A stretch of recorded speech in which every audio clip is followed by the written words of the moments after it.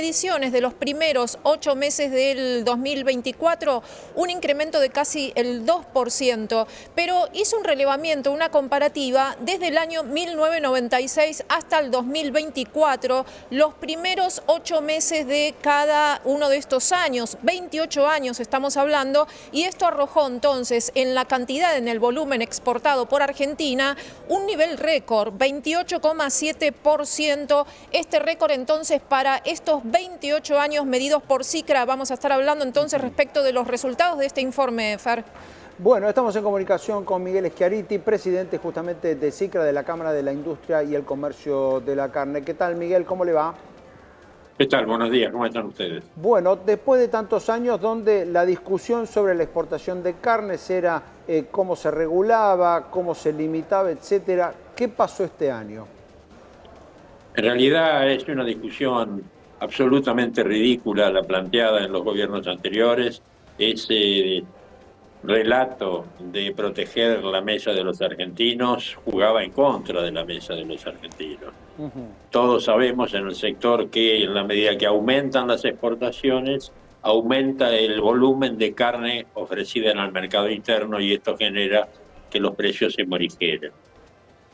Este gobierno, desde el primer día, no el primer día porque la reglamentación vencía el 31 de diciembre, pero a partir del 1 de enero levantó la restricción de exportaciones de algunas categorías, levantó la restricción de la exportación de algunos cortes, y esto generó en un año muy complejo como es el 24, recordemos que venimos de una sequía muy fuerte en el año 23, que generó que el stock ganadero se achicara en 2 millones de cabezas, de 52.800.000 cabezas que teníamos en el 23, en el 24, de acuerdo a la última vacunación, dio 50.800.000 cabezas. Se perdieron 800.000 terneros, más que perderse terneros que no se lograron, no nacieron, porque la vaca estaba mal alimentada, entonces no se preñó, y se liquidaron 1.200.000 hembras entre 850.000 vacas y el resto vaquillonas. Como ven, es un año de menor producción de carne, la faena está cayendo entre el 8 y el 10% de manera mensual, y a pesar de la escasa oferta, la situación económica hace que la demanda interna sea una demanda muy cauta, una demanda que no soporta aumentos de precios, sobre todo en un momento en el que la diferencia de costo o de precio entre un kilo de carne vacuna y un kilo de otras carnes es muy alto. Si tomamos el promedio de los cortes de un vacuno, está entre los 7.000 y los 7.500 pesos, dependiendo de la categoría, pero con esa plata se pueden comprar 3 kilos de pollo.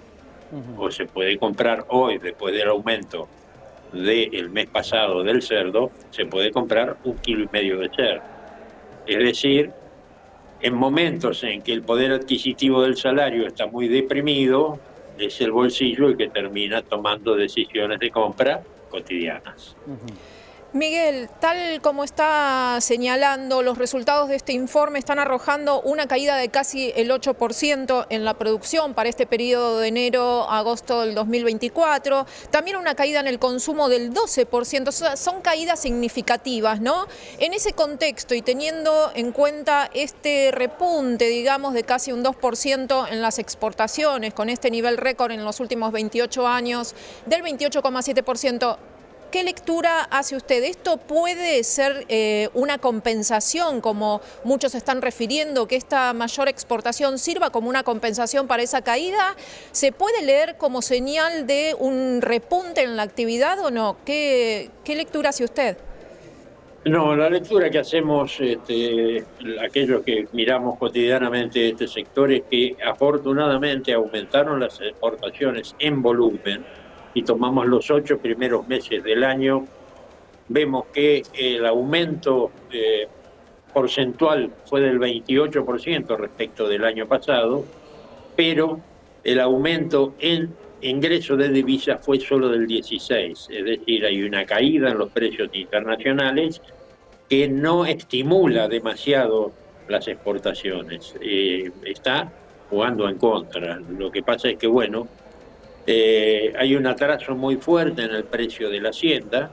Si tomamos el índice de precios al consumidor, que anduvo este año, estos primeros 8 meses, 87-88%, y miramos el aumento del ganado en pie, fue del 29%. Es decir, hay un atraso muy fuerte respecto de el índice de precios al consumidor. Hay un atraso en el precio de la carne. La carne, a pesar de el fantasma de que la carne está muy cara, nadie se toma el trabajo de decir la carne está barata. Lo que está más barato que la carne es el ingreso de los trabajadores. Me parece que esto es lo que ocurre y es más fácil echarle la culpa a la carne que a la economía, a la macroeconomía, que castiga el ingreso de toda la familia.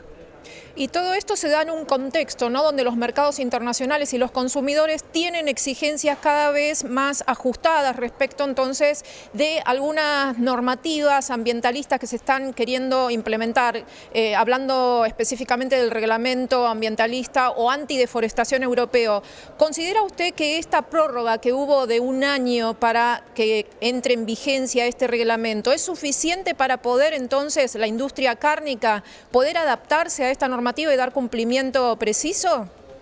En realidad yo soy de los que opinan que no habría que venderle carne a la Unión Europea. Estamos hartos, aquellos que tenemos muchos años en el comercio de carne, que cada 2 años, cada 3 años pongan una nueva barrera paraarancelaria. Son muy ineficientes los europeos para producir carne, producen una carne muy cara y el aporte de el Estado comunitario al sector productor de carnes y de cereales es de 280.000 millones de euros, que lo sacan de los prelievos que cobran a los exportadores a ese mercado. La verdad, si por mí fuera, yo no les vendería más carne. Total, en realidad, del 1.000.000 de toneladas que exporta la Argentina promedio en los últimos años, solo 50.000 toneladas, 60.000 toneladas van a la Unión Europea. Ahora, y la famosa cuota Hilton, Miguel, que cubre ese producto, se supone, me imagino, de mayor calidad, ¿tampoco es un buen negocio? Es un buen negocio, aunque los precios bajaron, se llegaron a pagar 18.000 pesos por la cuota Hilton, hoy ronda entre los 12 y los 13.000 dólares la tonelada. Y hay otra cuota, que es la cuota 481, que es una cuota que lentamente se va a ir transfiriendo toda a Estados Unidos, que también tiene buenos valores. Pero sumadas esas dos cuotas, más lo que se vende extra cuota, son estas 50-60.000 toneladas del millón, es decir, un 5%, un 6% del total de las exportaciones. La Argentina debe enfocarse en los mercados del sudeste asiático, mercados que vienen creciendo muy fuertemente, así como China es el 70% del volumen de nuestras exportaciones. Hay otros mercados en el sudeste asiático que tienen capacidad de pagar buenos precios y que creo que uno de los eslabones de los esfuerzos que debe hacer la Cancillería argentina es trabajar sobre estos mercados y abrir Taiwán, Corea. Me parece que... Y sería más redituable que seguir insistiendo con la Unión Europea y enfrentar estos cambios permanentes. Miguel, por último, quiero preguntarle algo sobre este criterio de desregulación, tanto en el ámbito del comercio local como en el del comercio exterior que está llevando adelante el Congreso, el gobierno con todo el tiempo tratando de presentar nuevas medidas, quitar restricciones, regulaciones. ¿Cómo impacta todo eso en el ámbito de ustedes, en el ámbito de la carne, tanto para exportar como para vender adentro? De manera muy positiva, realmente de manera muy positiva. Las regulaciones que ha tenido el sector de la carne, sobre todo en lo que en algún momento se llamó la ONCA, hoy le llaman RUCA, pero todo ese tipo de regulaciones y todo ese tipo de limitaciones de exportaciones de algunos productos sí, algunos productos no, lo único que generaban eran corrupción. Y era aumento de costos para aquel que, si quería trabajar, debía tener que pagar para poder hacer algo que ellos mismos habían prohibido y que permitían, hacían la vista gorda. Realmente la Bien. corrupción en el sector ha sido históricamente una de las grandes, digamos, falencias de nuestro crecimiento, las posibilidades de nuestro crecimiento económico. Bien, de acuerdo. Interesante ese dato cuando usted habla de que había que pagar. Está muy claro que está hablando de que había que pagar coimas, digo, si no, de lo contrario, no era viable poder exportar. Yo no lo he dicho de esa manera, pero es como tal cual usted lo dice. Bien, de acuerdo, Miguel. Muchísimas gracias. Queda más que claro. Muchísimas gracias por este contacto. Chao, hasta pronto.